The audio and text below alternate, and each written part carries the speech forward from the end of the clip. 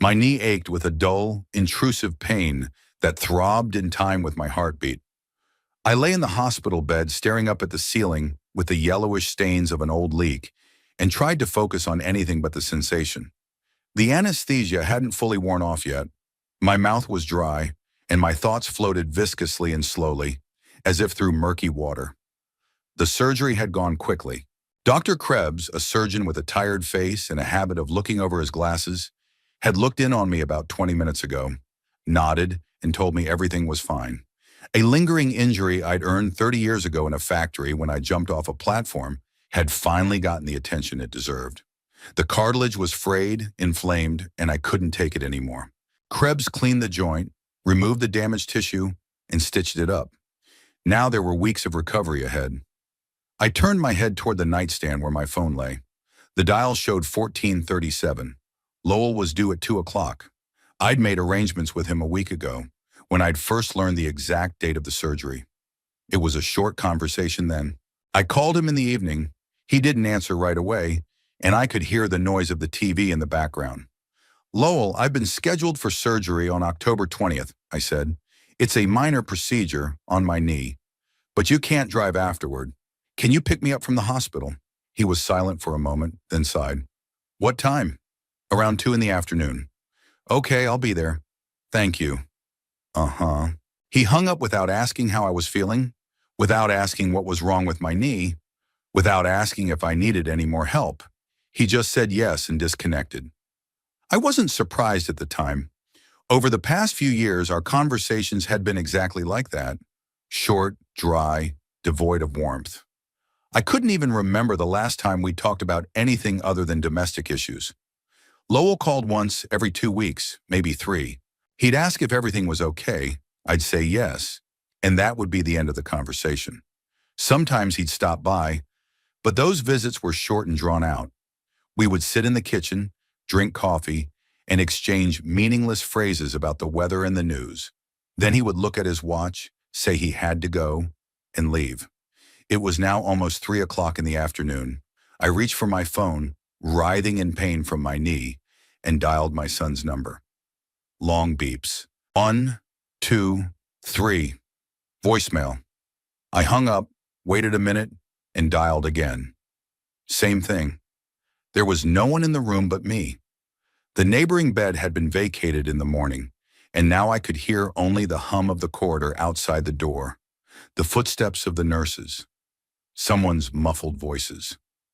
The dim October light streamed in through the window, gray and lifeless. On the windowsill was a plastic cup with the remnants of the water I'd drunk before surgery. I looked at it and thought I was thirsty. My throat was dry, my lips chapped. I tried again. The beeps, voicemail. Maybe he was in traffic. Maybe the phone was dead. I tried to find an explanation, but it was getting harder by the minute. Lowell knew I was having surgery, knew I couldn't drive myself home. He promised he'd come, but he didn't. The door of the room opened and a nurse came in.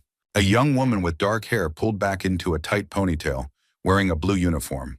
I'd seen her the morning I was brought in from surgery. She checked my blood pressure then, wrote the readings on my chart, and left. "Mr. Crane," she said, looking at the clipboard. "How are you feeling?" "I'm fine," I replied. "My knee hurts, but it's tolerable." She nodded. "It'll pass. The main thing is not to put any weight on your leg for the first few days. Have you been prescribed painkillers?" "Yeah, Dr. Krebs left a prescription." "Good." Sighs. She looked up from her clipboard. "Is someone picking you up?" "My son was supposed to be here at 2 hours, I said. "But he's not here yet. I call. He doesn't answer." She looked at the clock on the wall. "It's almost 3. Maybe he got delayed on the road." "Maybe. The thing is, Mr. Crane, we need to clear the room. We have a new patient coming in soon from emergency surgery. Would you be able to wait in the lobby on the first floor?" I nodded, though the thought of getting up and going out seemed unbearable. "Sure." She helped me sit down. The dizziness came on at once. Everything swam in front of my eyes. I clenched my eyes shut, gripping the edge of the bunk. The metal was cold under my fingers. "Easy," she said. "The anesthesia's still working. Just sit for a minute." I sat, breathing slow and steady, until the room stopped spinning. My eyes were still blurry, but not so much. Then the nurse handed me the crutches that stood against the wall, and I gingerly stood up. My knee flared with pain, sharp and bright, and I froze, gritting my teeth. "Are you sure you don't need any help?" she asked. "I can manage." I moved slowly toward the door, leaning on my crutches. Every step hurt my knee, but I walked because I had no choice. The corridor seemed endless. The linoleum beneath my feet was scratched and scuffed. The walls were painted a pale green color that was supposed to be soothing, but only irritated me. The nurse walked me to the elevator and pressed the call button. We stood in silence, waiting. Somewhere upstairs, a mechanism jingled, and then the doors opened. "Good luck," she said as I stepped into the elevator. "Thank you." The doors closed and the elevator floated downward. I leaned my back against the wall, closed my eyes. It was still spinning inside. The metal walls were scratched with someone's initials. The elevator jerked, stopped. The doors opened. I went down to the first floor and settled down on a hard plastic chair in the lobby. People scurried around, visitors, patients, doctors. A woman in a pink coat was pushing a gurney full of linens. A middle-aged man in a suit was on the phone, pacing nervously back and forth. A girl of about 5 sat in a nearby chair, chattering her legs and looking at a clipboard. It smelled like antiseptic and something sweet, hospital-y. I pulled out my phone again and dialed Lowell. It beeped, voicemail. Half an hour passed, then another half hour.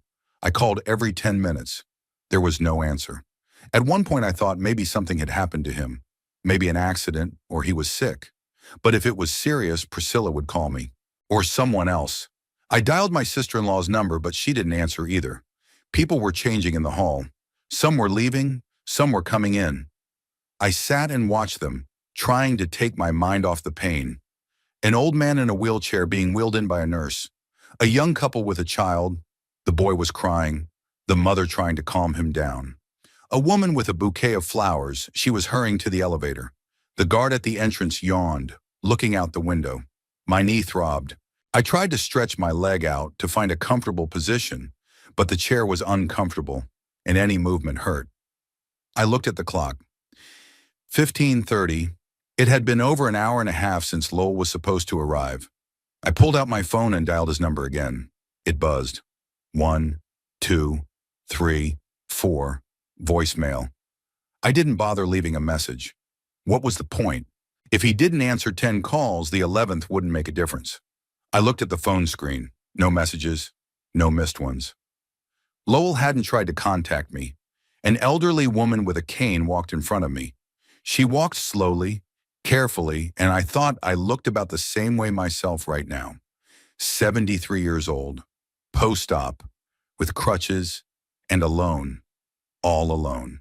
I closed my eyes, leaned my head against the wall behind me. The cold tile felt good against my skin. I felt dizzy, nausea coming in waves. I inhaled deeply, exhaled. I tried to focus on my breathing, not the pain. "Excuse me, is this seat available?"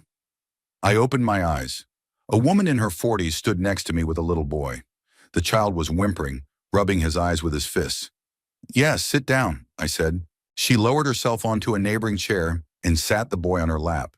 He snuggled into her shoulder and fell silent.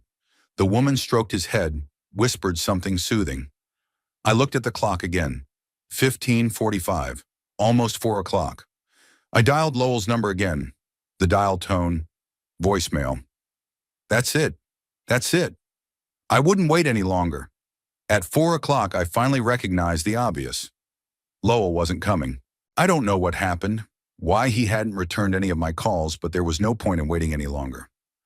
I opened the cab app and hailed a car. I entered the address, pressed the confirm button.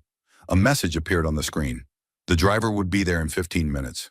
I stood up with difficulty, leaning on my crutches. My knee flared with pain, and I froze for a second, waiting out the sharp attack. Then I moved slowly toward the exit. The automatic doors parted, and I was greeted by the cold October air. It was cold outside. The wind fluttered the bare branches of the trees along the parking lot. The sky was covered in gray clouds, and it looked like it was about to rain. I stood at the entrance, shivering from the cold, and waited. My jacket was thin. I hadn't thought to wear something warmer that morning. A man in a hospital gown was smoking next to me, leaning against the wall and staring off into the distance. An ambulance drove by with its lights on, but no siren. I pulled out my phone, looked at the app. The driver had already left. The car was moving on the map. A gray Toyota. 10 more minutes. I stood looking at the road, waiting for the right car to show up. Cars passed by, but none were my cab. My knee was aching, and I shifted from foot to foot, trying to find a less painful position. Finally, a gray Toyota pulled up to the hospital. The driver leaned out the window. Crane? Yeah. He got out of the car. An older man with gray stubble and a wrinkled jacket. Helped me out the back door, held me down while I got into the seat. Took my crutches, put them in the trunk. Where are we going? He asked, getting behind the wheel. The address is in the appendix, I said. Grayson Street, 132. He nodded, turned on the navigator, and we were off. It took 20 minutes to get home, but it felt like an eternity. Every bump, every turn, every twist and turn was a pain in my knee. The anesthesia was finally wearing off, and with it came the realization of how bad I felt. I felt dizzy, nauseous, and sweaty, even though the car was cool. The driver turned on the radio. It was playing some old song I didn't recognize. The singer's voice was hoarse, the words unintelligible. I stared out the window at the houses, trees, fences, and thought about the fact that Lowell had never called. The driver was silent, only glanced once in the rearview mirror. You okay? Yeah, I said.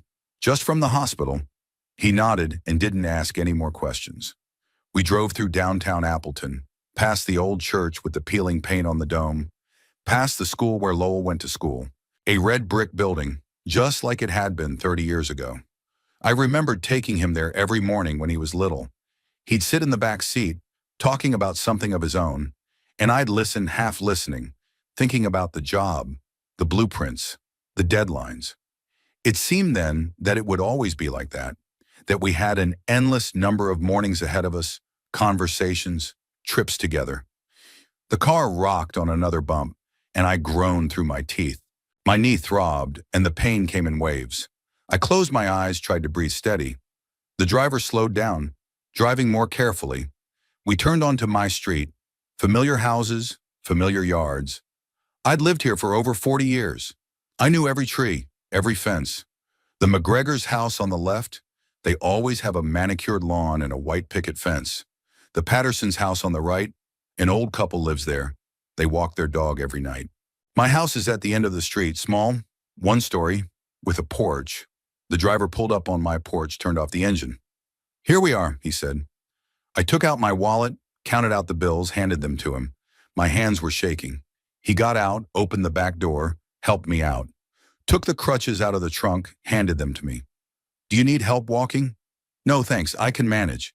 He nodded, got back in his car and drove off. I was alone in front of my house. The lawn hadn't been mowed in 2 weeks, and maple leaves littered the driveway. I walked slowly to the porch, leaning on my crutches. Each step was difficult. I took the keys out of my pocket, but my hands were shaking, and I missed the lock several times. The metal slid, scratching the door. Finally, the key hit the keyhole, turned. The door yielded, and I stepped inside. The house greeted me with silence and coolness. I hadn't turned on the heat when I left in the morning, and now the air was dank, unfriendly. It smelled of dust and something musty. I closed the door behind me, leaned my back against it, and just stood there for a moment, gathering my strength. The living room looked the same as it always did.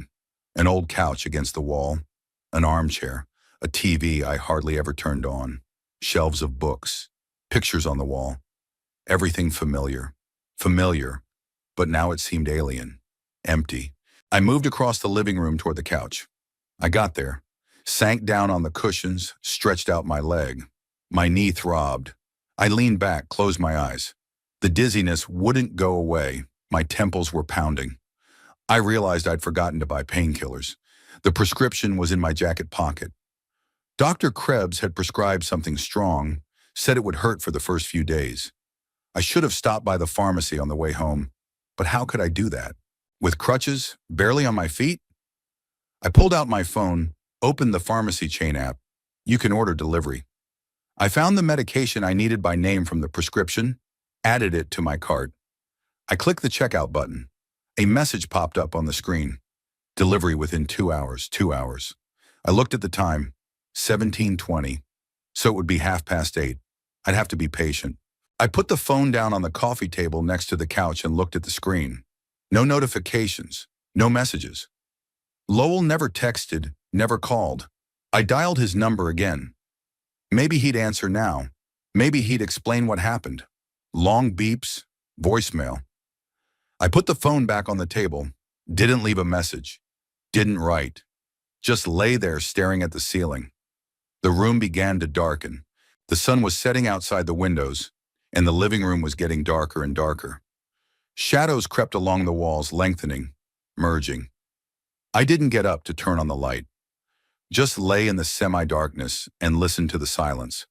The old house creaked, the floorboards somewhere in the back, the branches of a maple tree outside the window, the rustling of leaves, familiar sounds. I'd lived here for so many years that I knew every creak, every rustle, but now they seemed especially loud, especially lonely. My stomach churned with hunger. I hadn't eaten anything since this morning before the operation. It was almost 6 o'clock in the evening, but the thought of getting up and walking to the kitchen seemed an impossible task. I stayed on the couch, pulling on the plaid that always lay on the headboard. It smelled of dust, but I didn't care. I closed my eyes. I tried to sleep, but the pain wouldn't let go. My knee was burning, throbbing, every heartbeat a sharp flash. I tried to find a comfortable position, but any movement only made the pain worse. I opened my eyes again, looked at the phone. 17:45. Another hour and a half until my meds were delivered. I picked up my phone, unlocked the screen. No notifications. I dialed Lowell's number. A dial tone. Voicemail. I disconnected. Dialed Priscilla's number. Same thing. Voicemail. They both ignored my calls. Both knew I was having surgery today. Both knew Lowell had promised to pick me up, but they didn't care. I placed the phone on my chest, closed my eyes. There was a lump in my throat, not from the pain, from something else. The realization that I meant nothing to them, nothing at all. When Lowell was 12, his mother died. Cancer. Fast. Brutal. She was gone in 6 months. I was left alone with a teenage boy who withdrew, stopped talking, almost stopped eating. I didn't know what to do. I worked at the factory as a design engineer, spent my days working on drawings, came home late, tired, but I did my best. I cooked dinner, checked my homework, took him to soccer games, even though I was never interested in sports myself. I tried to be a father and a mother, trying to fill the void his mother left behind. It seemed to work. Lowell graduated from high school, went to college, got a degree in accounting, got a job, married Priscilla. Just like everybody else, a normal, successful life. But somewhere along the way, we lost each other. Or maybe we never really found each other. I don't know. I don't know when exactly our conversations became so empty. When he stopped calling me for no reason at all. When his visits became a formality. I opened my eyes, looked at the picture on the wall. Lowell and me by the lake. He's about 10 years old. We're standing there, both of us smiling, him holding the fishing rod, me putting my arm around his shoulders. That day was a good day. We caught a pike, roasted it on the fire, talked until dark. He told me about school, about his friends, about wanting to be an astronaut. I listened, nodded, tossed wood into the fire. Where is that boy? Where did he go? I took my eyes off the picture. It was painful to look at it. At 8:30, the doorbell rang. I struggled to get up, grabbed my crutches, and slowly made my way to the front door. I opened it. On the porch stood the delivery man, a young guy in a uniform jacket, with a package in his hands. Albert Crane? Yeah, your order. He handed me the package. Sign here, please. I signed on the clipboard he handed me. He nodded and left. I closed the door, walked back to the couch. I opened the bag, took out the box of pills. I read the instructions. Take 1 tablet every 6 hours with water. I waddled to the kitchen, poured a glass of water, drank the pill, drank it down, went back to the living room, sank back on the couch. I waited. After about 20 minutes, the pain began to recede. It wasn't completely gone, but it became dull, tolerable. I picked up the phone again. I looked at the screen. No notifications. Dialed Lowell's number. Ringtone. Voicemail. I put the phone down on the table, closed my eyes, tried to fall asleep, but sleep wouldn't come. I lay in the dark, listened to the silence, and thought about the fact that I was all alone, in this big empty house, in this life. 73 years old, and I'm alone. Lowell didn't come, didn't call, didn't apologize. He just forgot about me. The way you forget about something unimportant, insignificant. And I realized that's what I was to him. Unimportant, insignificant. I pulled the blanket up to my chin, closed my eyes and lay still, listening to the old house creak around me. Somewhere a faucet in the kitchen was dripping. I'd forgotten to shut it. Tick-tock, tick-tock, tick-tock. A monotonous sound in the void. I fell asleep on the sofa without undressing, in my jacket, with my crutches leaning against the armrest. I fell asleep from fatigue, from pain, from the medicine. I fell asleep alone in a dark house where no one was waiting for me. The next days blended into a monotonous succession of pain, painkillers, and loneliness. I woke up, took a pill, went back to sleep. I woke up, waddled to the kitchen, heated up something simple, soup from a can, frozen pizza. I ate without appetite because I had to. Then he'd go back to the couch and lie there, staring at the ceiling. The knee healed slowly.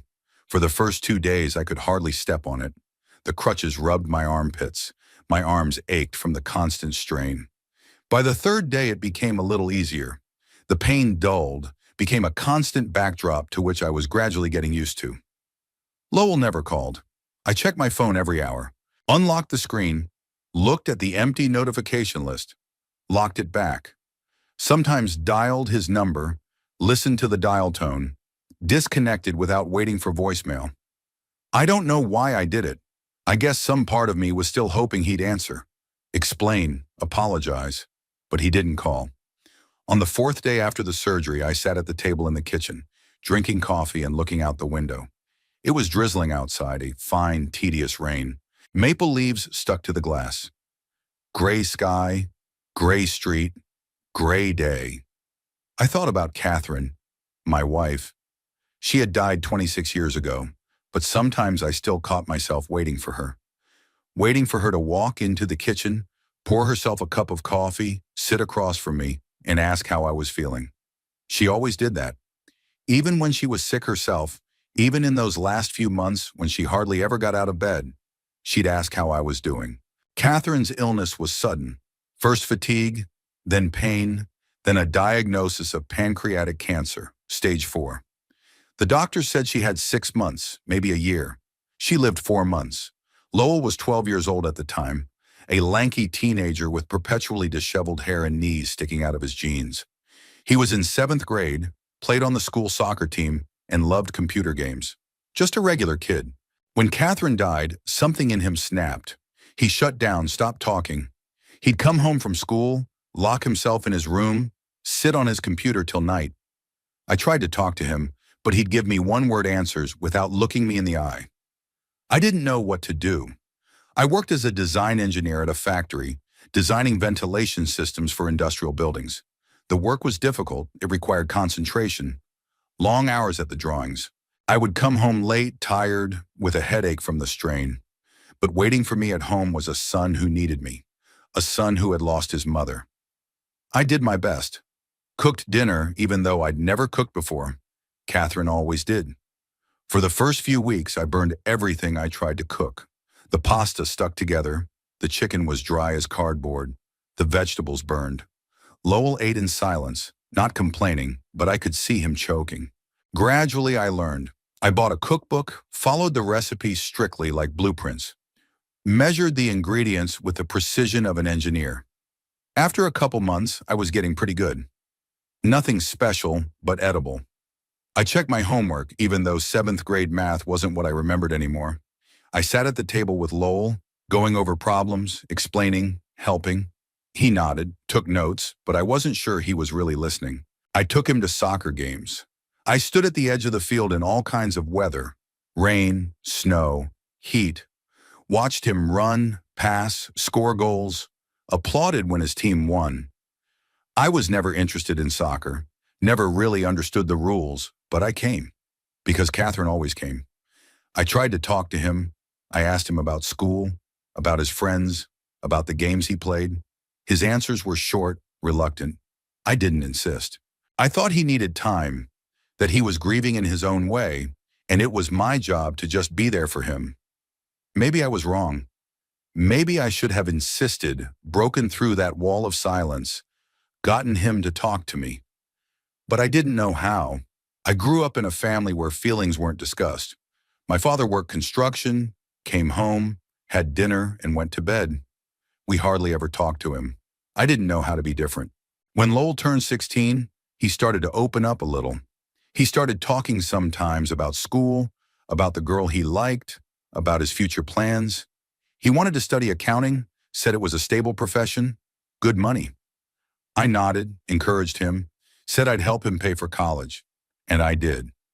When he graduated, I paid for his college tuition. It wasn't cheap. I had to take out a loan, save money on everything. I stopped buying new clothes, drove an old car that was falling apart, gave up vacations. But I paid his tuition every semester because he's my son, because I wanted him to have a future. Lowell was an average student, not an A student, but not a B student. C's, B's, occasional A's. He graduated college, got his degree, got a job at a small accounting firm. I was proud of him. I thought I did it, that I did it. Then he met Priscilla. She was a receptionist at the dental clinic where Lowell went to get his teeth fixed. Tall, thin, sharp features, and a habit of talking too loud. I didn't like her from the first time I met her. I can't explain why. Something in her eyes and the way she looked at things in my house, evaluating, with poorly concealed disdain. But Lowell was in love. He brought her to dinner, introduced her, told her they'd been dating for 3 months. Priscilla smiled, said compliments about the house, about the food, but I sensed falseness in every word. After dinner, Lowell asked me what I thought of her. I said she seemed nice. I lied. Because he was happy, and I didn't want to spoil it. They got married a year later. It was a small wedding. 30 guests. I paid for half of it. Priscilla wanted an expensive restaurant, live music, a professional photographer. I took out another loan. Again, I saved money. Again, I gave up everything. After the wedding, Lowell became even more distant. He called less often, visited less often. When I asked him how he was doing, he'd say he was fine. When I asked him to meet me, he said he was busy. He had work. Priscilla had her own thing going on. They didn't have time. I tried not to take offense. I told myself it was normal, that it's a young family, they need to make a life for themselves, that I shouldn't impose, but I felt like I was losing him. The boy I raised turning into a stranger. A man who looks at me the way Priscilla looked at my house that first night, with appraisal, with a settlement. When they needed money for a down payment on an apartment, Lowell called me. It was a rare off-duty call. He said they'd found a nice apartment, but they didn't have enough money for the down payment. Asked if I could help. I did. Gave everything I'd saved up over the years, $20,000. It was my savings, money I'd been saving for my old age. But I gave it away because he's my son. Lowell said thank you, said he'd pay me back as soon as he could. It's been 6 years. He never did. Not a dime. And I didn't remind him because he's my son and I didn't want us to be in debt. But after that, something finally snapped. The calls became even less frequent. Visits were short and formal. He'd come over, have a cup of coffee, talk about the weather, and leave. Priscilla rarely came with him, and when she did, she sat there with a sour face, always looking at her watch. I sat in the kitchen, drinking my cooled coffee and thinking about it all. About the years I'd given up to raise him, about the money I'd spent on his education, on his wedding, on his apartment, about the time I spent standing on the edge of the soccer field, checking homework, making dinners. And what did I get in return? A son who didn't see fit to pick me up from the hospital, who didn't return a single phone call, who forgot about me as if I didn't exist. I put the mug on the table. I looked out the window. The rain had intensified, drumming on the roof, dripping down the glass in crooked paths. I thought about Catherine, about what she would say if she saw what our son had become. She was a gentle, kind woman, always seeing the best in people. But even she would probably be disappointed. The phone on the table vibrated. I flinched, grabbed it. Could it be Lowell? No, a promotional message from the bank. I put the phone back down. It had been 4 days since the surgery. 4 days of complete silence. No call, no text, nothing. I stood up, leaning on my crutches, and slowly waddled into the living room. I sat down on the couch and turned on the TV. There was a talk show on the screen, people shouting at each other, waving their arms. I watched without listening to the words, just watched to fill the silence. I thought about the fact that I was alone, really alone. I have no wife, no friends. Old co-workers from the plant have long since moved away. Some retired to other states, some dead. There's only my son, who's forgotten about me. 73 years old. My whole life is behind me. And what do I have? An empty house, a sore knee, and a phone that goes silent. I turned off the TV. The silence returned, thick and heavy. I lay on the couch looking up at the ceiling and felt something change inside. Some of the heaviness I'd carried all these years was starting to settle, turning into something else, something cold and hard. I had given everything, everything I could, and it wasn't enough, or maybe it just never mattered. I closed my eyes. It was raining outside, monotonous, endless. I listened to it and thought about how I wouldn't call Lowell again. I wouldn't expect anything from him because there's nothing to expect. By the end of the first week after surgery, I was able to get around the house without crutches, using only one cane. My knee still hurt, but the pain became dull and familiar. I took painkillers less frequently, once a day before going to bed. Physically, I was on the mend. Emotionally, it was worse. I'd wake up in the morning and check my phone first thing. No texts, no calls. Lowell never made contact. It had been a week since the surgery, and he hadn't even asked if I was alive or dead. I sat in the kitchen eating breakfast. Oatmeal, coffee, and remembered helping him buy his first car. That was about 15 years ago. Lowell was 23 at the time, just getting his first job out of college. An accountant in a small firm, modest pay, but the beginning of a career. He came to my house on a Saturday morning, sat at the same desk where I was sitting now. "Dad, I need a car," he said, "to get to work. The bus is inconvenient, 3 transfers. How much have you saved up?" I asked him. He was quiet. 2,000, but you need at least 8 for a decent car. I nodded. I knew he'd ask for help, so I did. I took $6,000 out of my savings, gave it to him. He promised to pay me back as soon as he could, said he'd put it away every month. He never paid me $1. I didn't think much of it at first. I thought he was young. He needed the money himself. Then a year went by, 2, 3. I never once reminded him of his debt. I didn't want us to have a money relationship. He's my son, I thought. A son should know his father. But Lowell never offered to pay it back. Not once. It was like he'd forgotten. Or maybe he thought it was his father's responsibility to help, that it goes without saying. Then there was the apartment. That was when he was 32. He'd already been married to Priscilla for 3 years, and they rented a studio apartment in a not-so-great neighborhood. Priscilla was always complaining. The neighbors were noisy, the building was old, the neighborhood was dangerous. Lowell found a better option, a 1-bedroom apartment in a new building, but he didn't have enough for a down payment. He called me Sunday night. "Dad, we need help," he said without much preamble. "Nani, we found an apartment, a nice one, but the bank requires a down payment of 20,000. We only have 5. I was sitting in the living room watching some movie on TV. I turned the sound off. 15,000? I clarified. "Yes, I realize that's a lot, but we'll pay it back. We will. We just don't have that kind of money right now." I didn't say anything. I had savings. $22,000 that I'd been saving for over 10 years. I'd put a little away every month. It was money for old age, for emergencies, in case something happened. "Dad, are you there?" Lowell's voice was strained. "Yeah, I'm here. All right, I'll help." "Really? Dad, thank you. Thank you so much. We'll pay you back, honestly. As soon as we get settled, we'll start paying it back." I gave him $20,000. I only kept two for operating expenses. Lowell was happy. Priscilla was too. When they came to pick up the check, she even smiled at me. First time in all the years I'd known her. It had been 6 years. They've never once returned a dime. Not once did they even mention the debt. It was like it didn't exist. I finished my coffee, looked out the window. It was gray November weather outside, the sky cloudy. The maple leaves were almost all gone, the branches sticking out bare and black. When exactly did things change? When had our relationship gone from normal, familial, to these cold, formal visits once a month? Maybe when Priscilla showed up. Before her, Lowell still called more often, dropped by sometimes for no reason at all. We could sit and talk. Not about anything important, but at least we could talk. After we got married, everything changed. He got busy, always in a hurry.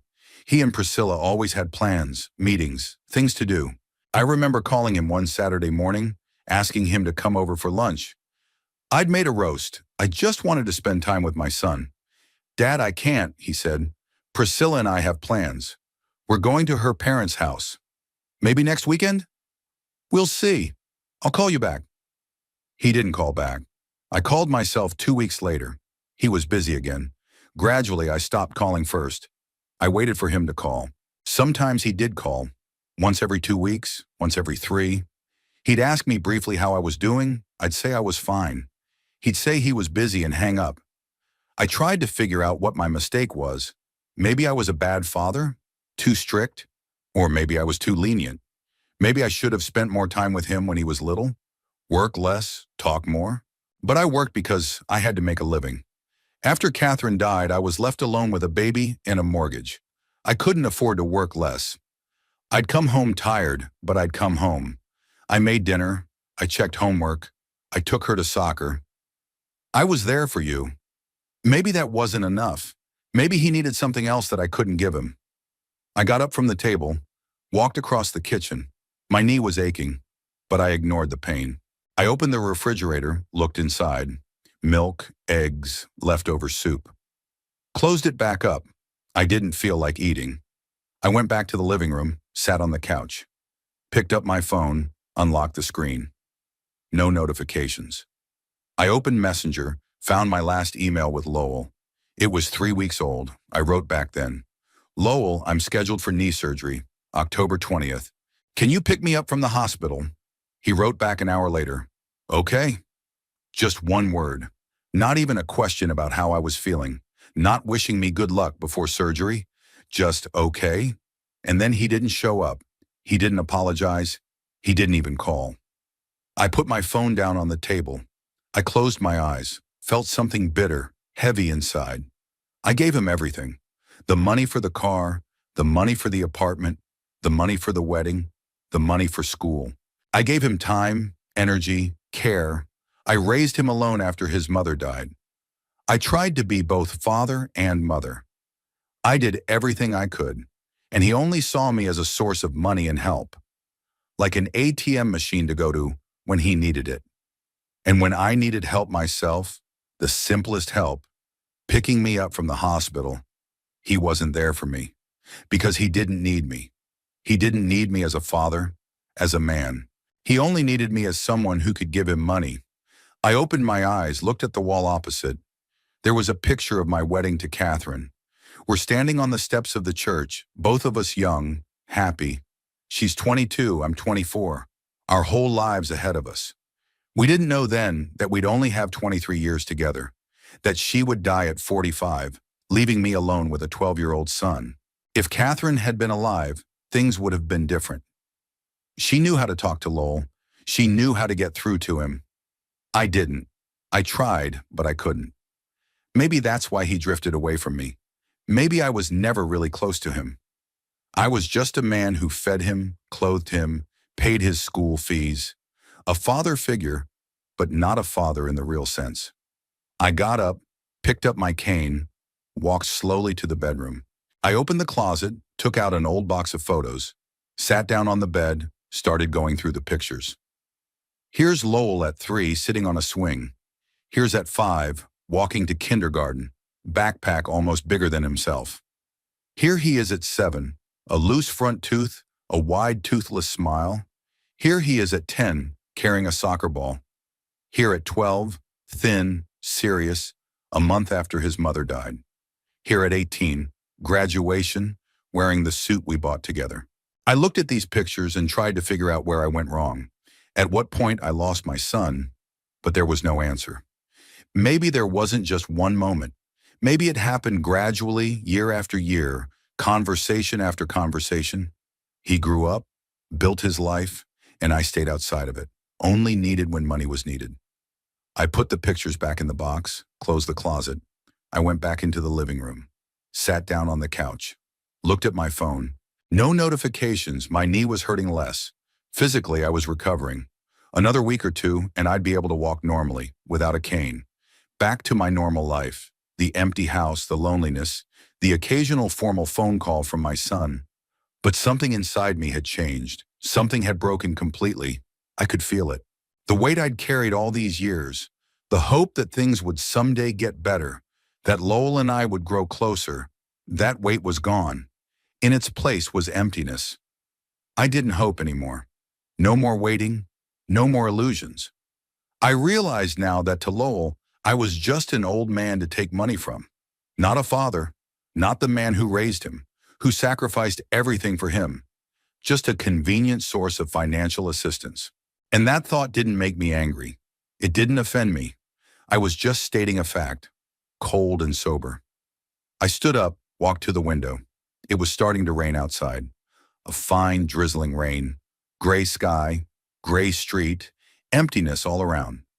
I stood staring out the window, feeling something inside finally harden. Some decision that I hadn't yet put into words, but had already made. A decision that I wouldn't expect anything more from Lowell. I wouldn't call first. I wouldn't offer to meet. I wouldn't hope for him to remember me. I was freeing myself from that hope, and with it, I was freeing myself from everything else. The rain was getting heavier. I stood at the window and watched the water run down the glass. I felt empty, squeezed out, but there was some strange clarity in that emptiness. I owed nothing more. I owe no one, and no one owes me anything. I'm free. Lowell called on Wednesday, 9 days after the operation. I was sitting in the kitchen drinking tea and reading the paper when the phone vibrated on the table. When I saw my son's name on the screen, I froze for a second, then picked up the phone. Hello. Hi, Dad. Lowell's voice sounded as usual, smooth and casual, as if nothing had happened, as if it hadn't been 9 days since the surgery he'd promised to take me for. How's it going? I was quiet for a moment, collecting my thoughts. For 9 days he hadn't been in touch, hadn't answered his phone, hadn't asked if I was dead or alive, and now he was calling like nothing had happened. It's fine, I answered briefly. Good, good. He obviously didn't hear the coldness in my voice, or just ignored it. Look, I'm sorry I couldn't come get you then. Priscilla and I had important things to do, and it slipped my mind. Did you have a good trip? Important business? It slipped my mind. I squeezed the phone tighter, feeling my fingers tense, but I forced myself to answer calmly. I made it. Good. I could hear the relief in his voice, as if I'd relieved him of some responsibility. Did the surgery go well? Is your knee okay? Yeah. Lowell was quiet for a moment, waiting for me to say something else. To tell him how I was feeling, how my recovery was going. But I didn't say anything. I wasn't going to tell him about how I'd gotten a cab through all the pain and dizziness, how I'd suffered in an empty house, how I'd ordered medicine with delivery because I couldn't get to the pharmacy. Okay, he said at last. And there was a slight awkwardness in his voice that he tried to hide with deliberate cheerfulness. I just wanted to see how you were doing. I'm glad everything's okay. I might stop by the other day to talk to you about something. There's something we need to talk about. Sure. So he wants something, again. Okay, I said flatly. Well, I'll see you later, Dad. Take care of yourself. Goodbye. He hung up first, not even waiting for me to say anything else. I put the phone down on the table and stared at it for a while, digesting what I just heard. The conversation was strange, somehow empty and formal, lacking any real warmth or care. Lowell didn't even try to explain why he hadn't come to the hospital that day. Just a generic phrase about important matters and forgetfulness. I got up from the table and walked across the kitchen, leaning on my cane. My knee was almost pain-free, and I could walk almost normally. I went to the window and looked out at the street. Gray November sky, bare tree branches, an ordinary day. But something had changed inside me since that phone call. That cold clarity that had come to me during those days of loneliness had finally formed into a decision. I wasn't going to expect anything more from Lowell. I wasn't going to give him money he'd never pay back. I wasn't going to be a convenient source of help that could be used and forgotten about until the next time. I walked back to my desk, picked up my phone, and opened my contact list. Found the number for Gordon Price, the notary who had drawn up my will about 10 years ago. Dialed the number.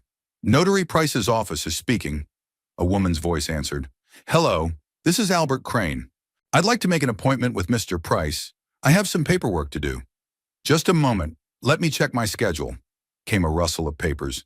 "Mr. Price is free Friday morning at 11 a.m. Would that suit you?" Friday. 2 days later, just as Lowell's coming in. "That'll do," I said. "I'll just need Mr. Price to come to my house. I just had knee surgery, and it's a little difficult to get around." "Of course, that won't be a problem. I'll schedule you for Friday, 11-hour house call. We have the address on file. Can I clarify exactly what documents you need to formalize?" "Endowment," I answered calmly. "I want to give the house and the savings to a charitable foundation." The woman on the other end of the line was silent for a second, then confirmed in a professional, even voice. "All right, Mr. Crane. Mr. Price will prepare the necessary documents. I'll see you on Friday." I hung up and looked at the phone. The first step had been taken. Now I had to think about the second.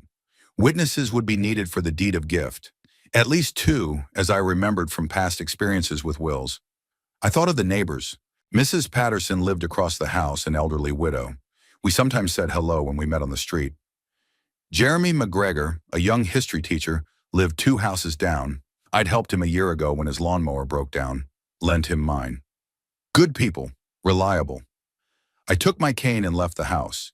Walked down the street to the Patterson house. Went up on the porch. Rang the doorbell. Mrs. Patterson opened the door almost immediately. A short woman in her 70s with gray hair and a neat bun. "Mr. Crane, what a pleasant surprise," she said, smiling. "Come in, please." "Thank you, but I won't be long," I said. "I have a favor to ask of you. I need witnesses for the paperwork on Friday morning at 11 o'clock. A notary is coming to my house. Could you help me?" She looked at me carefully, squinting a little. "Of course I can help. What are the documents, if it's not a secret?" "The deed to the house," I said simply. "I've decided to donate it to an animal shelter." Mrs. Patterson nodded slowly, not showing surprise. "I see. It's a good cause. I'll be in on Friday." "Thank you." I walked onward toward the McGregor house. Jeremy was home, working on some boxes in the garage. When he saw me, he waved. "So, Mr. Crane, how's the knee?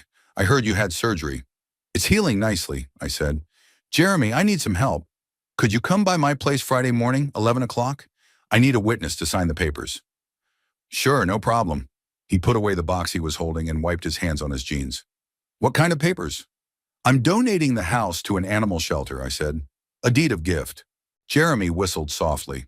"That's a big decision. Does your son know?" "He will be soon," I answered flatly. He looked at me carefully, then nodded. "I got it. I'll be there on Friday." I returned home feeling strangely calm. Everything had been organized. The notary would arrive Friday morning. The witnesses would be there. The papers would be drawn up, and everything I'd accumulated in my life, the house, the savings, would go to the animal shelter on the outskirts of Appleton. I met the people at the shelter about 3 months ago. I picked up an injured stray dog on the street, couldn't pass it by. I took it there and was met by a young woman named Rachel, the shelter manager. She took the dog in, said they would treat it and find it a home. We got to talking, and she showed me the shelter, the old building they rented, the cages with the dogs and cats, the volunteers who cleaned, fed, and walked the animals. "We're hanging on by donations," Rachel said at the time. "Money is always in short supply. Feed, veterinary services, building rent. Our dream is to buy our own place someday, but it's still a fantasy." I memorized those words. I remembered the way she talked about animals, with real care, with love. Not for show, not for profit, just because she couldn't help it. That's who I want to give what I have to. People who are doing something real and important, not to my son, who only sees me as a source of money. Thursday night, I called the orphanage, asked to speak to Rachel. Mr. Crane, hello, she answered. How's that dog you brought in the other day? By the way, we found her a home, a good family. I'm glad to hear that, I said. Rachel, I'd like to talk to you about the donation. A notary is coming to see me tomorrow morning, and I'd like you to be there too. I'll need the details of your foundation. A donation? There was a cautious hope in her voice. That's very generous of you. How much do you mean? Not the amount, I said. I'm giving you the house and my savings. That's it. There was silence. Then Rachel exhaled. Mr. Crane, I don't know what to say. It's unbelievable. Are you sure? Absolutely, I replied.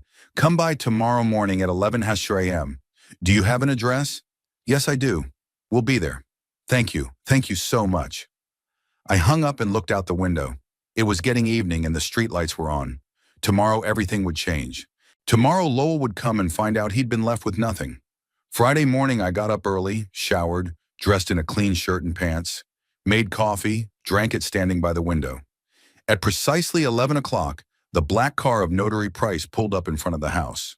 Mrs. Patterson's silver car parked next, then Jeremy's white sedan, and finally an old tattered van with the shelter's logo on the side, Rachel's. I opened the door, let everyone in. Gordon Price, a man in his 50s in a suit, briefcase in hand, said hello, shook my hand. Mr. Crane, I've prepared all the necessary documents. Please sit down, I'll explain everything. We sat down in the living room. Price laid out the papers on the table and began to explain the essence of the gift agreement. Rachel sat next to him, listening attentively. Her face showed both joy and embarrassment. Mrs. Patterson and Jeremy were seated on the couch, ready to witness the signatures. So, according to this document, Price said, you, Albert Crane, donate the following property to the Stray Animal Charitable Foundation. The apartment building at 132 Grayson Street, as well as funds in the amount of $17,400 in your bank account. The transfer of the property shall take effect immediately upon the signing of the agreement. Do you understand and agree? Yeah, I said firmly. I agree. Good. Good. Then sign here, please. I took the pen he held out and signed all the required pages. Then Rachel signed. Then the witnesses, Mrs. Patterson and Jeremy. Price put his stamp on it, gathered up the documents. It's done, he said. The contract is now in force. Congratulations to both of you. Rachel looked at me with moist eyes. Mr. Crane, I don't even know how to thank you. This is going to change everything. We'll be able to buy back the building, expand the shelter, help so many animals. That's good, I said simply. We talked some more, going over the details.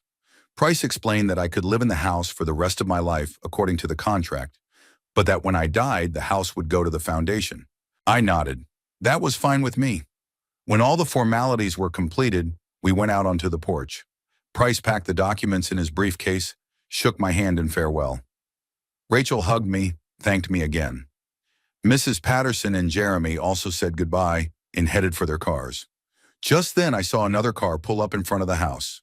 Lowell's dark blue sedan. He parked off to the side, got out, looked around.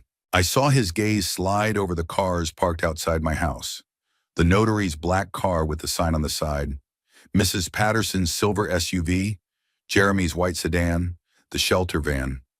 I saw him stiffen as he looked at it all, a look of confusion on his face that quickly changed to alarm. He looked at me standing on the porch surrounded by these men, and I saw fear flash in his eyes. Lowell was almost running down the path to the porch, his face pale, his eyes wide open. I stood on the top step, leaning on my cane, and quietly watched him.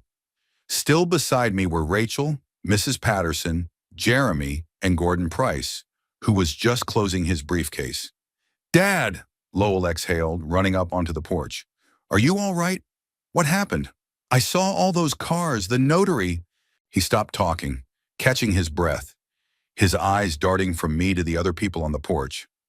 I could see him trying to figure out what was going on, the fear slowly changing to confusion. It's okay, Lowell, I said flatly. Nothing happened to me. It was just paperwork. Paperwork? He blinked, still not understanding. What paperwork?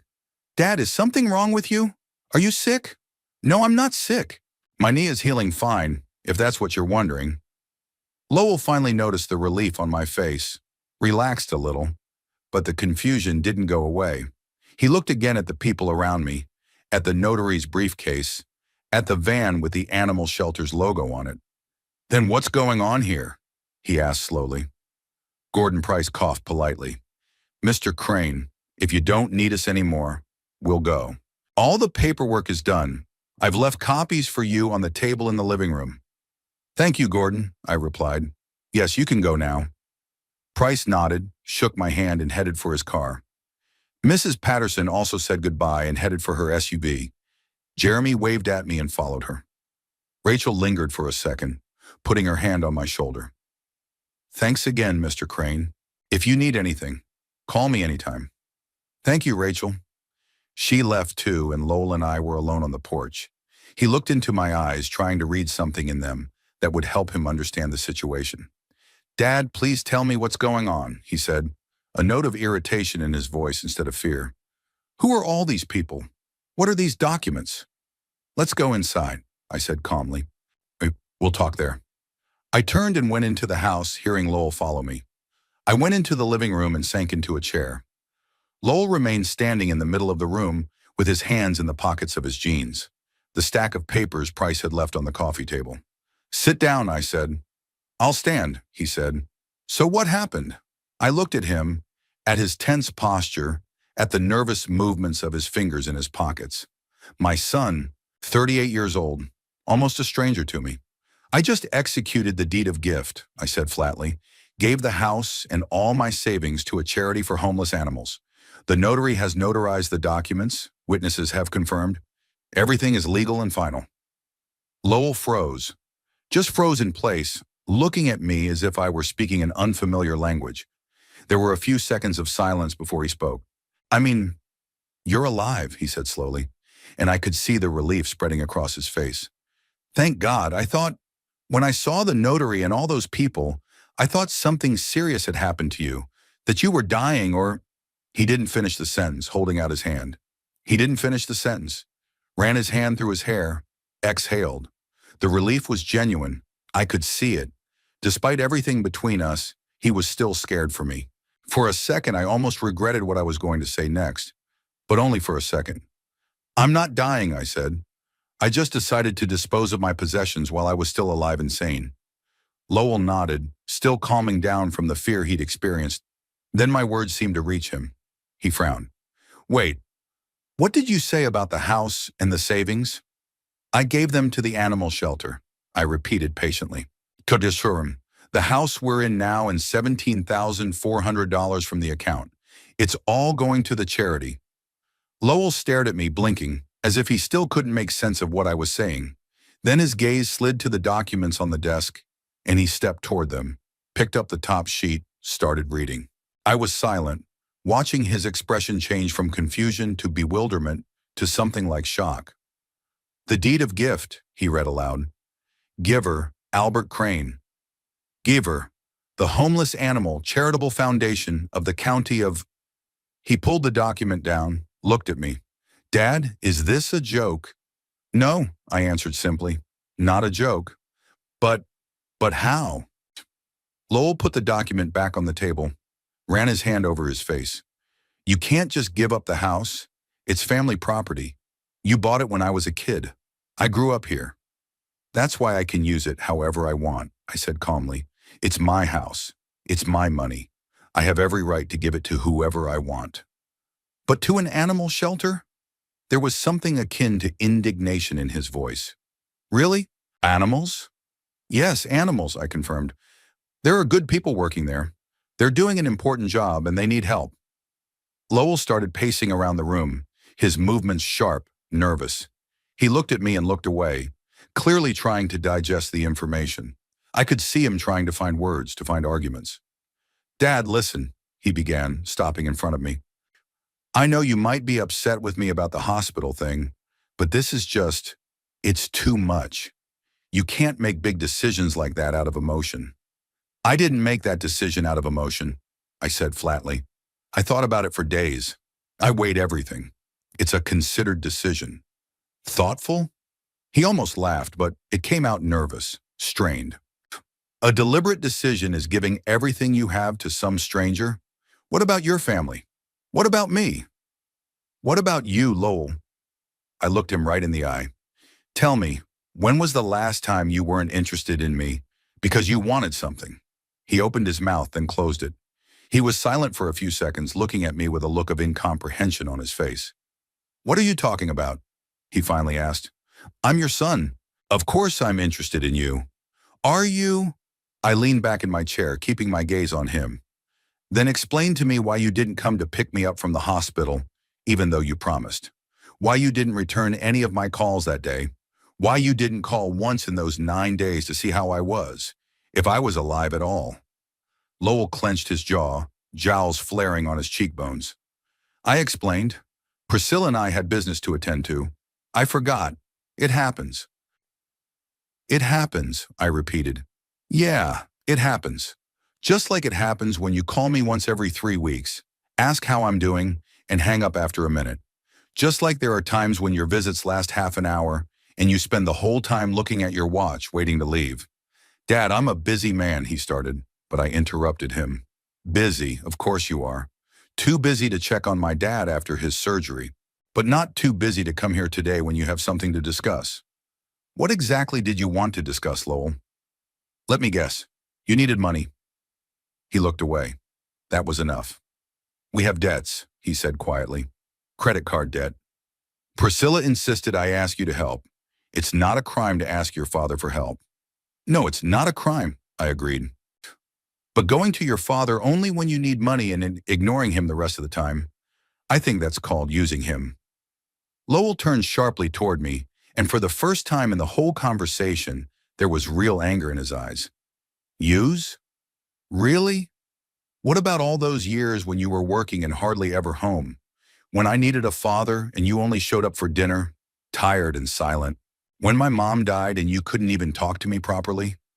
I work to provide for both of us, I answered, trying to keep my voice steady, though his words hurt. To pay for this house, for your food, your clothes, your school, to pay for your college tuition, to help you buy a car and an apartment. I did everything I could. Yes, you gave money, Lowell threw in. Money, money, money.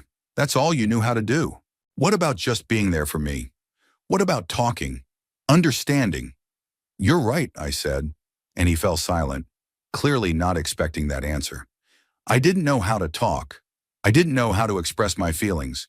I grew up in a family that didn't do that, but I tried. I cooked for you, took you to soccer games, checked your homework. I was there for you as much as I could be. And yes, I gave you money when you asked for it. I always did. Even when it was the last money you had set aside for your old age.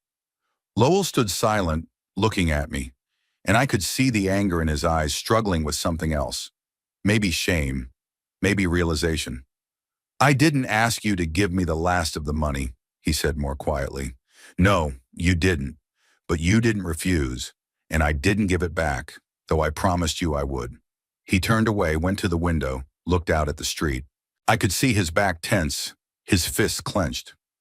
So this is revenge, he said without turning around. You're getting back at me for not being the perfect son, for not returning the money, for not coming to the hospital. No, I answered calmly. It's not revenge. It's just a decision. I realize that I don't want to leave my possessions to a man who sees me only as a source of money. I want what I've accumulated to do some good. Real good. Lowell turned to me, and I could see that his face had turned even paler. He was silent, clearly trying to process everything I'd said, everything that had happened. His eyes darted around the room, stopping at the papers on the table, then at me. So that's it, he finally said slowly. You thought I didn't deserve anything, that some stray dogs were more important than your own son. I decided that I wanted to help those who really needed and appreciated help, I replied. And you, Lowell, you don't need me. All you need is my money, and now it's gone. He stood there digesting my words, and I could see the reality of what was happening finally coming to him. I could see the shock give way to something else: outrage, resentment, incomprehension. He opened his mouth to say something, but the words wouldn't come. Lowell finally regained his speech, and when he spoke, his voice was a mixture of outrage and some desperate incomprehension of what had just happened.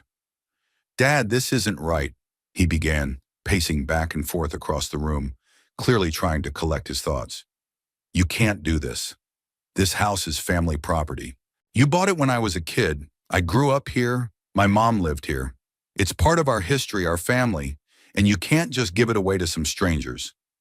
Family property belongs to the family only as long as the owner's alive," I answered calmly, not raising my voice. "And I am the owner of this house, and I have every right to dispose of my property as I see fit, without anyone else's permission." "At your discretion?" Lowell stopped, staring at me as if I'd said something absurd. "But I'm your son, your only son, your only heir. How can you just take away the inheritance that should rightfully belong to me?" "Oh, Woody, I don't deprive anyone of what is rightfully theirs," I said flatly, looking him straight in the eye. "This house and this money belong to me, not to you. You have no right to it while I'm alive. And when I die, I can bequeath my property to whomever I want." "But I'm your family," he insisted, his voice almost pleading. "Isn't family more important than some strangers? Don't blood ties mean nothing?" "Blood ties mean as much as a person puts into a relationship," I answered, and I managed to keep my tone calm, though the bitterness was rising inside. "You talk about family, Lowell, but tell me, when was the last time you acted like family? When you took an interest in my life for something other than a tick? When you came over just to spend time together, not because you needed something?" Lowell clenched his fists, and I could see the muscles in his jaw tighten. I explained, "I'm busy, I have a job, Priscilla and I have our own lives. We can't be together all the time. You can't come, you can't call, you can't pick up your father from the hospital," I interrupted him, and my voice was finally hard. "But you can come when you need money. You can always do that." He jerked back as if I'd hit him, a look of wounded pride on his face. "It's not fair," he said. "You know Priscilla and I live from paycheck to paycheck. We have mortgages, expenses. We don't have a lot of money. And yes, sometimes I have to ask my father for help. But is that a crime?" "No, it's not a crime," I agreed, leaning back in my chair and looking at him with a kind of detached calm. "It's okay to ask for help. But using your father solely as a source of money, ignoring him for everything else, is something else entirely. Tell me honestly, Lowell, why did you come here today?"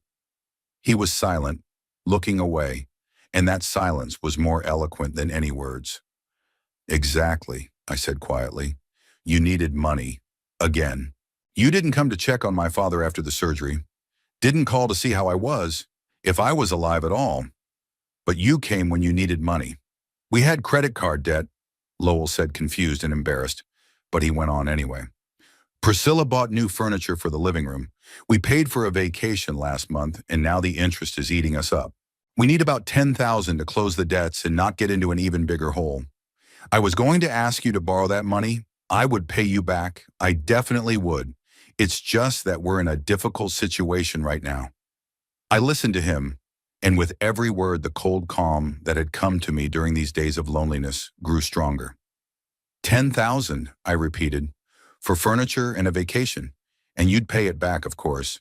Like you paid back the $6,000 for the car 15 years ago. Like you paid back the $20,000 for the apartment 6 years ago."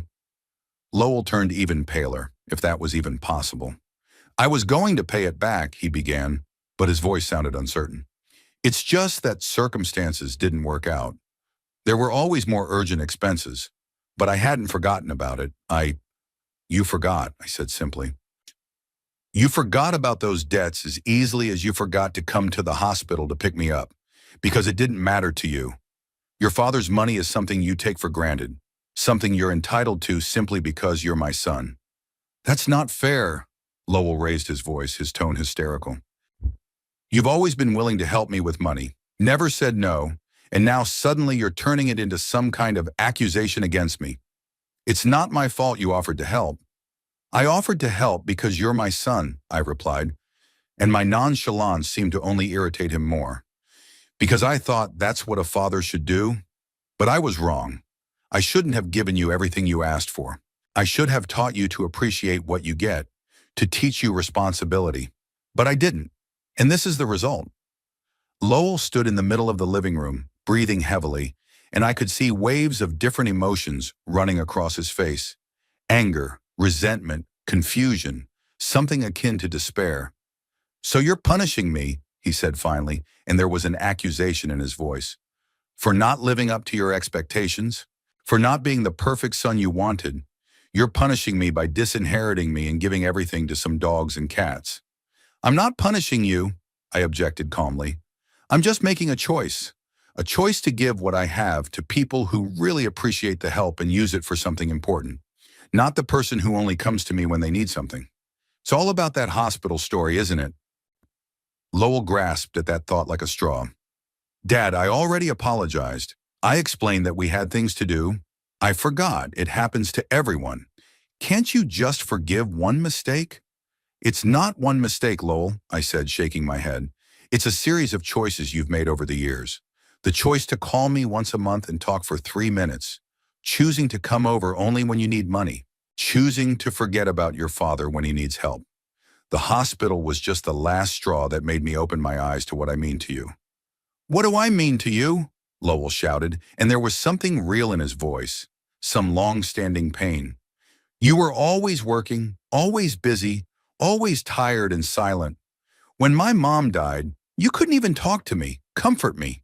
You just kept working and giving money, thinking that was enough." "You're right," I said, and he fell silent, clearly not expecting that answer. I was a bad father emotionally. I didn't know how to talk about feelings. I didn't know how to comfort. But I did what I knew how to do. I provided for you, took care of you financially, tried to give you everything you needed. It wasn't perfect, but it was all I could do. And what did you do? You took what I gave and gave nothing in return. Not even simple attention, simple participation. Lowell stood looking at me, and I could see the different feelings struggling inside him. He opened his mouth to say something, then closed it, obviously unable to find the words. Outside the window, there was the sound of a car driving away. It was Notary Price leaving. Then another sound, Mrs. Patterson starting her SUV. I realized that the neighbors and the notary had been standing on the porch or by their cars the whole time, unwittingly witnessing our conversation. Voices from the house could probably be heard through the open door. I didn't care.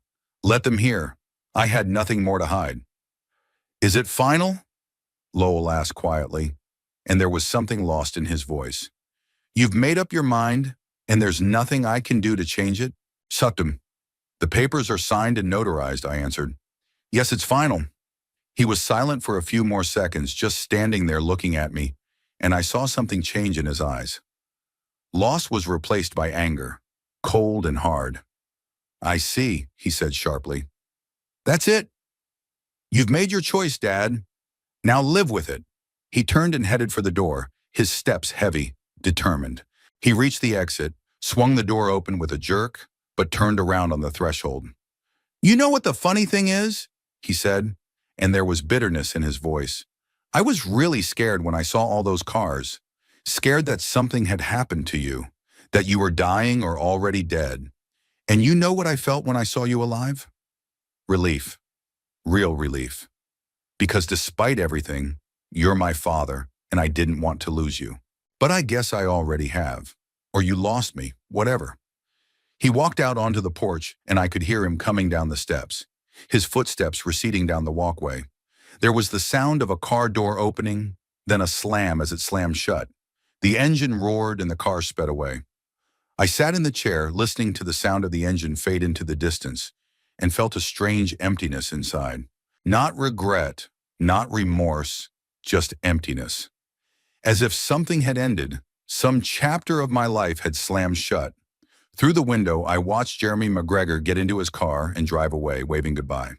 The shelter van had already left earlier.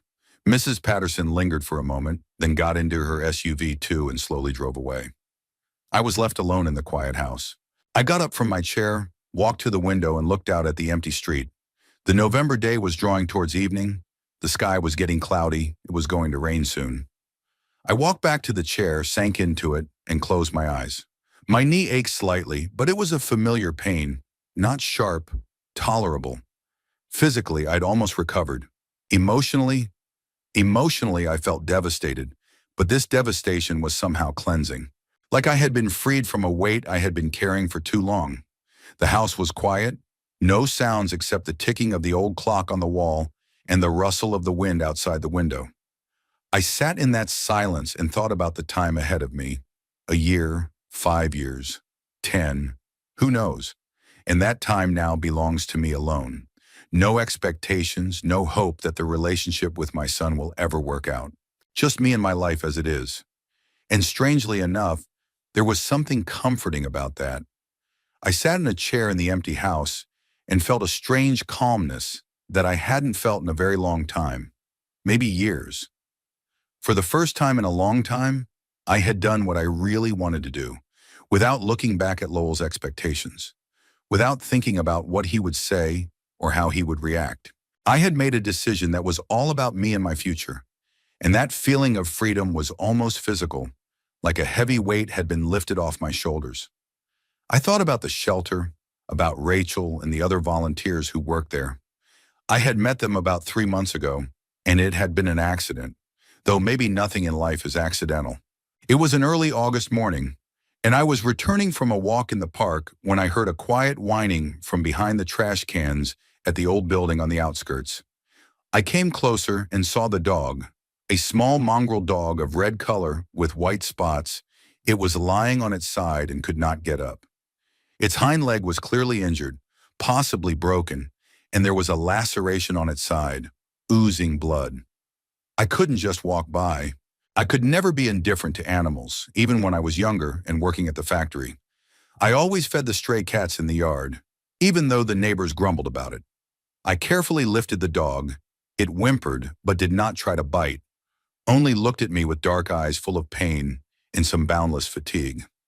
I took her to the car, put her in the back seat on an old jacket, and went to look for a veterinary clinic.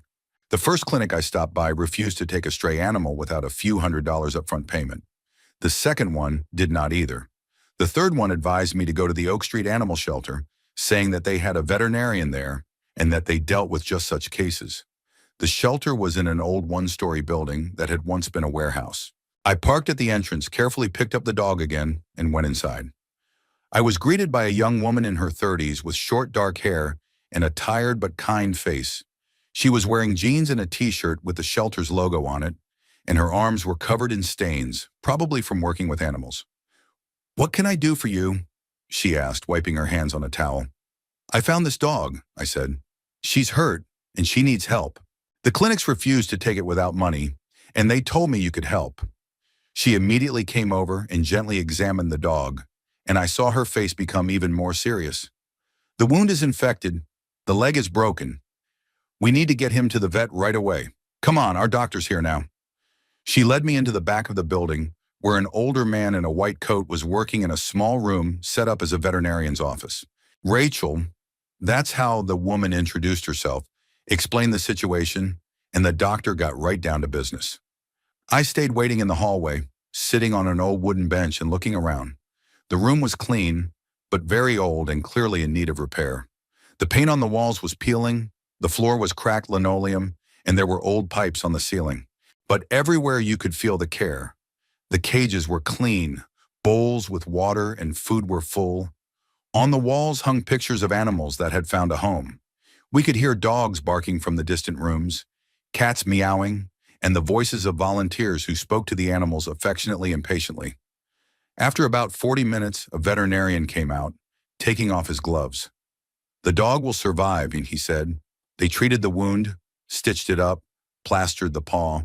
We'll have to keep her here for 3 weeks on antibiotics and observation. Then we'll look for a home." "How much do I owe you?" I asked, pulling out my wallet. "Nothing," said Rachel, who followed the doctor out. "We don't charge money for helping homeless animals. The entire shelter runs on donations and volunteer labor. Thank you for not passing by and bringing her to us." I still insisted and left $500 as a donation. Rachel thanked me, and we got to talking. She told me about the shelter, how hard it was to find money for maintenance, for food, for veterinary services, for rent for the building. She told me that they dream of buying the building someday because the rent is constantly rising, and they live in constant fear that the owner will find a more profitable tenant. Sure, but we're hanging in there, she said with a smile that read tiredness, but also some unshakable faith. Because these animals need us. They have nowhere else to go. She showed me around the shelter. We passed through caged rooms where dogs of all sizes and breeds were kept, from tiny mongrels to large sheepdogs. Then the cat room, where dozens of cats and kittens were nestled on shelves and in houses. Rachel knew each pet by name, telling their stories, who had come from where, who had been waiting a long time for a home, who had recently been cured of an illness. I saw her talking to the animals, petting them, patiently cleaning up after them, feeding them, caring for them. And I saw other volunteers, a young girl walking 3 dogs at once, an elderly man fixing a broken cage, a middle-aged woman bathing a dirty puppy. All of them worked for free, simply because they wanted to help. As I left the shelter that day, I thought about the fact that these people were doing something real, something important. They weren't getting paid for it. They weren't expecting fame or recognition. They were just helping those who can't ask for help with words. And now I gave them everything I had, my home and my savings. And for the first time in a long time, I felt like I'd done something right. The phone rang sharply, breaking the silence. I looked at the screen. Priscilla was calling. I hesitated for a second, then picked up. "Hello. How dare you?" She shouted into the receiver without even saying hello, and her voice was shrill, hysterical. "How dare you do this to my husband, to deprive him of his inheritance, to give everything to some stray dogs? You cruel, heartless old man." I listened to her tirade calmly, without interrupting, just held the phone to my ear and waited until she was exhausted. "Do you realize what you've done?" Priscilla continued, panting with rage. "Achton, we were counting on this inheritance. We made plans. And you've just ruined it all because of some stupid grudge.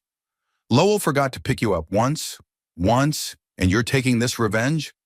"Priscilla," I said flatly, interrupting her flow of words, "it was my house and my money. I had a right to dispose of it as I saw fit. Neither you nor Lowell have any right to my property." "We're family," she shouted. "Doesn't that mean anything?" "Family isn't just blood," I replied calmly. "Family is about relationships, caring, attention. And you only came to me when you needed something. So don't talk to me about family." "You're going to regret this," Priscilla hissed. "We'll find a way to challenge that decision. We'll prove that you were out of your mind, that you were duped by those crooks from the orphanage." "The documents are notarized in front of witnesses," I said patiently. "I was in good health and of sound mind. Any attempt to challenge that decision was doomed to failure. And Priscilla, don't call me again. I have nothing to say to you."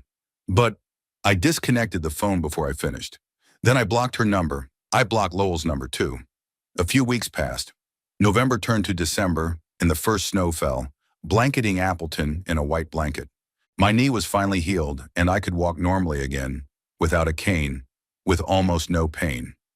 I went back to my normal life, walking in the park, shopping at the store, reading books, watching the evening news. Lowell never called or visited again. For the first week, I still caught myself checking my phone, waiting for a call, a message, some sign. Then I stopped waiting. I realized that the connection between us was finally broken, and it was his decision as much as mine. Strangely, I didn't feel any regret. Just some kind of relief, as if a door behind which something heavy and painful was behind had closed, and now I could just move on. Rachel called me a few times, asking me how I was, if I needed any help. Told me that they had already started the paperwork to buy back the building, that the owner had agreed to sell it for a reasonable price. I was genuinely happy for them. In mid-December, I went to the shelter. Just for fun, for no particular reason. Rachel was pleased, showed me what had changed.